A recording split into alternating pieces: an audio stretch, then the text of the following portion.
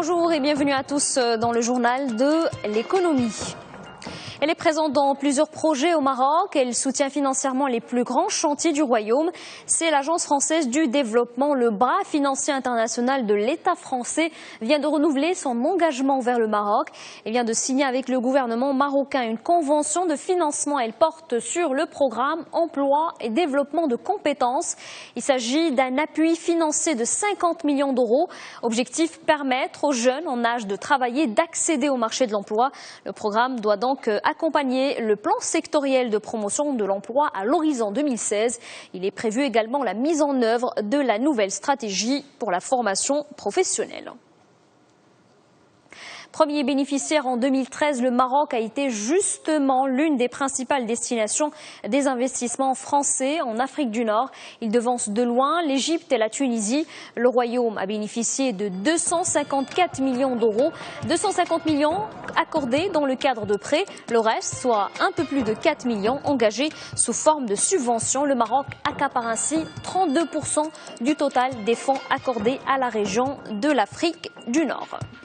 Et qui dit financement dit aussi investissement. Le Maroc continue d'attirer les investisseurs étrangers. Le dernier en date, Shanghai Electric, l'entreprise chinoise prévoit d'investir un peu plus de 12 milliards de dirhams sur les 3 à 5 prochaines années. Cet investissement sera consacré à la construction de centrales solaires au Maroc. Et on passe à un tout autre registre, le tourisme du bien-être. La ville de Marrakech accueille la 8e édition du sommet du spa et du bien-être. Le choix de la cité Ocre pour abriter cet événement n'est pas fortuit. Le Maroc devient une destination internationale du tourisme de bien-être. Il figure même parmi les pays à plus forte croissance, 67% depuis 2007. L'année dernière, le Royaume a déjà attiré quelques 2 millions de visiteurs dans ce cadre.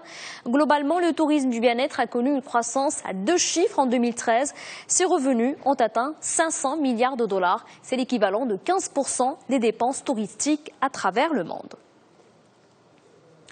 Maroc, toujours, le projet de loi relatif à l'exploitation des carrières de sable arrive à l'hémicycle. Il vient d'être présenté devant la commission des infrastructures, de l'énergie et des mines à la Chambre des représentants. Ce texte est le fruit du travail de la commission nationale en charge du dossier.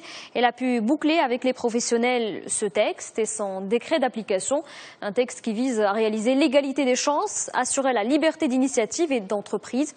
Et on vous en parlait depuis le début de l'année. Les carrières de sable pâtissent de plusieurs problèmes. Le secteur est confronté à la non-conformité grandissante entre l'offre et la demande. Il pâtit aussi d'une exploitation abusive. Ce nouveau cadre légal veut encourager l'investissement et lutter contre l'exploitation informelle.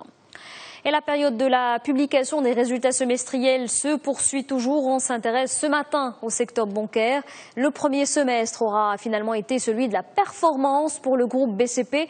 La Banque centrale populaire vient de rendre public ses résultats financiers et en retient un résultat net consolidé de 1,7 milliard de dirhams. La tendance est aussi à la hausse au niveau de l'activité commerciale. Un produit net bancaire de 7 milliards et demi de dirhams. Un chiffre en forte progression par rapport à 2013. Le résultat net du groupe n'est pas en reste, il affiche une progression de 12,7%. Il s'est situé à 1,1 milliard de dirhams dans l'ensemble. Le groupe a su consolider sa position au sein du système bancaire national. Voilà pour l'actualité économique. Très bonne journée à tous sur notre antenne.